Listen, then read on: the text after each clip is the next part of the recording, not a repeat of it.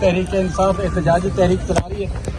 اللہ کرے ہو جائے، لیکن مجھے تو کوئی امید نظر نہیں آ رہی ہے. سر آپ کیا سمجھتے ہیں سول نافرمانی کی تحریک؟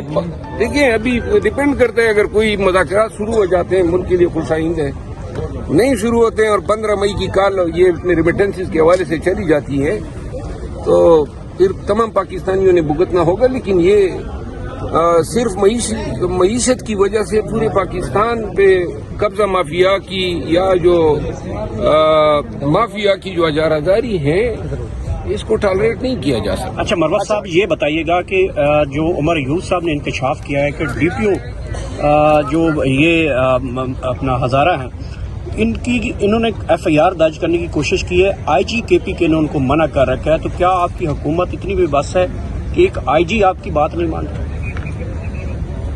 کہ آئی جی اور یہ تمام اسی دور کے لوگ ہیں، مرکز کا اختیار ہے لگانا اور ہٹانا، نہیں مان رہے ہیں، ہٹ درمی ہر چیز میں. ہماری اپنی حکومت جو ہے کے پی میں جن مسائل کا شکار ہیں، اب کیا کریں؟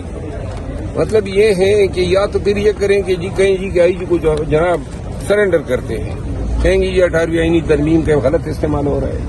بہرحال بہت سارے معاملات میں ابھی تک ہم بہت ساری چیزوں پہ ڈیپینڈنٹ ہیں. شیر افضل صاحب آپ نے گلاس پکڑا ہوا ہے، کیا کہیں گے اس میں کیا ہے؟ لوگ تو عموماً رات کو پیتے ہیں. اب پینے کی بات آ گئی سر. یار میری بات سنو، آج صبح سے آپ لوگوں کے سوالات بڑے غلط ہو رہے ہیں مجھ سے. ادھر بھی کوئی صحافی مجھے کہہ رہا تھا کہ آپ صحافی نجومی ہو گئے ہیں. نجوم سے ہمارا کیا طلب ہے یار، میں کافی کا شوقین ہوں اور میں نے زندگی میں جو ہے نا جس چیز کی طرف آپ اشارہ کرتے ہیں، لندن میں رہا ہوں سالوں، لیکن میں نے ان چیزوں سے ہمیشہ پرہیز کیا. گناہ ہے جتنا شیطان کو جنت سے نکالتے ہوئے جب اس کو موجب جرمدار قرار دیا گیا تو ساتھ میں جو ہے شیطان کی جو ابھی تک جو طاغوتی طاقتیں ہیں وہ تو دائمی بن گئی ہے. باجوہ صاحب کو کلین چٹ نہیں دیا جا سکتا. یہ کس طرح کا آرمی چیف تھا جن کو پتہ ہی نہیں تھا کہ اس کا ڈی جی آئی کیا کر رہا ہے، لوگوں کو اغوا کر رہا ہے، سیاسی مداخلت کر رہا ہے، انسائٹمنٹ کر رہا ہے، پولیٹیکل ایکٹیویٹیز کر رہا ہے، پیسے بنا رہا ہے. باجوہ صاحب کو علم نہیں تھا. کیا ملے ہوئے تھے دونوں؟ ملے میں باجوہ کو بھی کٹہرے میں کھڑا کرنا چاہیے. پی ٹی آئی بھی ملی ہوئی تھی نا سر، آپ کے منسٹر ہنستے تھے اور خود جب ان کو میسیجز جاتے تھے ہراسمنٹ کے اپوزیشن کو تو سر پی ٹی آئی کے جو ممبران تھے وہ پارلیمنٹ کے اندر ہنستے تھے. جب ہم ان سے سوال کرتے تھے وہاں ہنستے تھے. اگر ہم سخت سوال کرتے تھے تو اس سے بھی ہمیں کالز مختلف کروائی جاتی تھی دفاتر میں. آپ سمجھتے ہیں کہ یہ بھی غلط تھا؟ آپ نے پھر ان کالز پہ کوئی عوام ہم نے بالکل کہا، ہم نے بالکل کہا، اس وقت ہماری بات کوئی نہیں سنتا تھا. آپ کی ضرورت کو سلام. اور تحریک انصاف اور حکومت کے مذاکرات جو ہیں وہ شروع ہو چکے ہیں اور آپ پر امید ہے کہ ان مذاکرات میں کوئی راستہ نکل آئے گا؟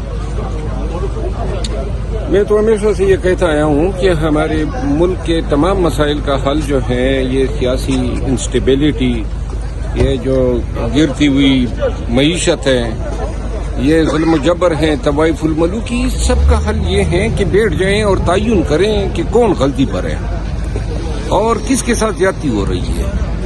اور اگر جن لوگوں نے ملک کا سوچنا ہے، پاکستان کا سوچنا ہے، پاکستان کے لوگوں کا خیال ہونا چاہیے. کاروباری طبقہ پریشان ہے، زمینیں نہیں بک رہی ہے، بزنس سٹال ہیں اور سرحدی علاقوں پہ جو ہے بدامنی کی الغار ہیں. تو لہذا کیا اس میں برائی ہے کہ تمام سٹیک ہولڈر مل بیٹھ کے یہ سوچیں کہ خان کو جیل میں بٹھانے سے کیا 1.5 سال میں کوئی مقصد حاصل ہوا ماں سوائے اس کے کہ خان پابند سلاسل رہا؟ قیمت کیا دینی پڑ رہی ہے؟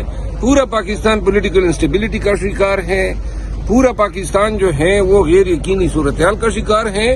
پھر خان کو جیل کے حوالے سے جو قیمت آپ نے ادا کی، خان کو آپ نے شہرت اور پبلک کی قبولیت کے عروج پہ پہنچا دیا ہے. جتنا زیادہ جیل میں رکھو گے، جو رئیس ہے پاکستانی جو ہیں جو خان کے ایسے پولیٹیکل عداوت رکھتے ہیں وہ بھی خان کے پیچھے کھڑے ہو رہے ہیں. آپ سمجھتے ہیں کہ گزشتہ جو ہمارے سیاستدان ہیں، پیپلز پارٹی کے ہیں، نون لیگ کے ہیں، انہوں نے بھی لمبی لمبی جیلیں کاٹی ہیں.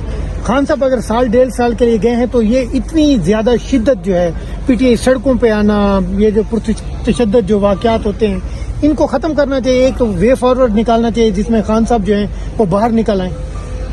دیکھیں پیپل پارٹی اور پی ایم ایل این اور تمام سیاسی پارٹیوں کی تمام تعداد جمع کر لیں 50 سے زیادہ نہیں ہے جنہوں نے جیل دیکھا ہوگا یہ جیل کاٹی ہے. یہاں تو آدھا پاکستان اندر ہے. 5000 لوگ تو صرف اسلام آباد میں گرفتار کیے جو 26 نومبر کے واقعات ہیں.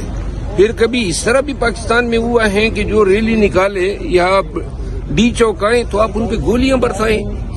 یعنی کبھی نون کے ساتھ پیپل پارٹی کے ساتھ کسی بھی سیاسی پارٹی کے ساتھ پاکستان کی تاریخ میں اس طرح نہیں ہوا ہے. تو لہٰذا یہ آپ نے کہنا کہ جی پہلے انہوں نے جیل کاٹی ہے. انہوں نے جیل کاٹی ہے, اگر غلط کاٹی ہے تو یہ ظلم ہے, مذمت کرتا ہوں. لیکن اس کا یہ مطلب تو نہیں ہے کہ آپ اس کی سزا دینے کے عوض پورے پاکستان پہ جو ہے لاٹھی چارج کریں, پورے پاکستان کے لوگوں کے گھروں میں گھسے, لاکھوں لوگوں کے گھروں میں یہ گھسے ہیں, لاکھوں پی ٹی آئی کے ورکر گرفتار ہوئے. تو یہ اس کا موازنہ بنتا نہیں ہے. مروہ صاحب یہ بتائیے گا کہ جو جنرل فیض کا احتساب کیا ہے ایک ادارے کی جانب سے, کیا باقی اداروں میں بھی یہ احتساب کا سسٹم شروع نہیں ہونا چاہیے؟ میرا خیال ہے کہ یہ احتساب کافی دیر سے اس ادارے میں شروع ہوا ہے اور تمام اداروں میں ہونا چاہیے, عدلیہ میں ہونا چاہیے. اور اگر جو فیس پہ جو الزامات ہیں وہ بڑے سنگین ہیں. ایک بندے کو اغوا کیا ٹاپ سٹی کے مالک کو بتی کے لیے پیسے نکلوائے, ارب پتی نہیں کرب پتی بنا, اپنے اختیارات کا ناجائز استعمال کیا. تو لہذا ایسے بندے کو ڈیفینڈ کرنے کی کوئی تک نہیں بنتی ہے. باقی پی ٹی آئی پہ اس کو لادنا, پی ٹی آئی کا تو سب سے بڑا دشمن تھا. نون سے لڑوایا, پیپل پارٹی سے لڑوایا, قاضی فائزہ کے خلاف ریفرنس دائر کروایا, طالبان کو لایا, سیاسی مداخلت کی. آج یہ جو نون اور یہ تپے ہوئے ہیں کام ان کے اور باجوہ کے تھے, اور سختی جو ہے ان کے تمام توپوں گھروخ ہماری طرف ہے. وہ خود بھی اچھی طرح سمجھتے ہیں کہ ان کو لگام کس نے ڈالی ہوئی. تو لہذا یہ جو اور ابھی یہ کہتے کہ 12 مئی کے ساتھ تانے بانے, 12 مئی کے تانے بانے ان کے ایسے ہی ملیں گے جس طرح ان کو سائفر کیس میں ملے, عدت کیس میں ملے, یہی دڑام سے گریں گے. لہذا بہتر یہ ہوگا کہ فیض کا احتساب اپنے معاملات کی حد تک رکھے, ہمیں اس میں نہ دھکیلیں. شہزاد صاحب, فیض حمید کو جس طرح کی سزا دی گئی اس وقت کا آرمی چیف باجوہ صاحب, کیا آپ کے خیال میں وہ گناہ ہے یا اس کو بھی سزا ملنی چاہیے؟ ابراہیم, بہت سی میں نے آپ کی تقریریں دیکھی ہیں, لیکن کہتے ہیں نا کہ انسان بنگلوں یا کوٹھیوں یا گاڑیوں یا رنگ سفید ہونے سے بڑا نہیں ہوتا ہے. اگر انسان کا قد چھوٹا بھی ہے لیکن اس کا کردار اچھا ہے, وہ ایک اچھا انسان ہے اور رب تعالیٰ کو مانتا ہے اور نیک کاموں اچھے کاموں سے پیچھے نہیں ہٹتا ہے. رب تعالیٰ اس کو بہت قدر کرتا ہے. آپ اس کے بارے میں کچھ کیا بتائیں گے؟ بغیر موبائل کے آپ کریں نا, میرا تو پھر میں تو آپ کو خراج تحسین پیش کرتا ہوں. آپ نے مجھے بچپن کی یاد دلا دی ہے.